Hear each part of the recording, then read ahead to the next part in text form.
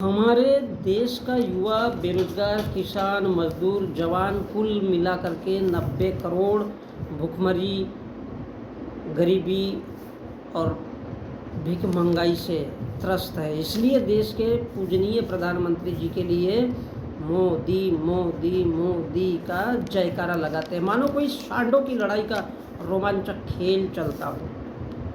मोदी जी को अंदर से खुशी मिलती है और देश के 90 करोड़ लोग सरकार से भीख मांगकर जब 10 किलो का राशन लेकर के खुद को किस्मत वाला और सौभाग्यवाली समझ सकते हैं, तो उस देश में क्या ही हो सकता है। क्योंकि मेहनत करना नहीं चाहते, सरकार के दिए हुए भीख पर जिंदा रहते हैं और इसलिए 90 करोड़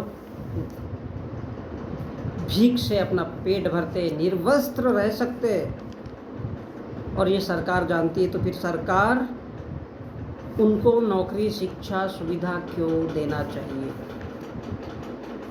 जिसको मांगना नहीं आता, जो मांगना नहीं चाहता, तो बंधुओं, जो मांगना नहीं चाहता उसको फोकट में कौन देगा।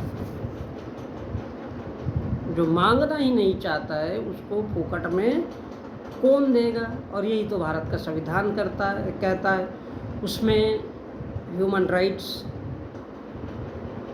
मौलिक अधिकार, हक, कर्तव्य, ये सारी की सारी चीज़ें। लेकिन सोचने लायक बात ये है कि जिस देश के लोग नंगे रह सकते हैं, जिनकी सर्वाधिक संख्या तकरीबन 100 करोड़ लोग हैं, जो खुद को 10 किलो राशन लेकर के ही किस्मत वाला, सौभाग्यशाली समझते हैं, जिनको शिक्षा, चिकित्सा, गरीबी, भूखमरी से कोई मतलब नहीं है, उस देश का तो भगवान ही भला कर सकता है। और जब कोई मांगना नहीं चाहता तो फोकट में कोई क्यों देगा।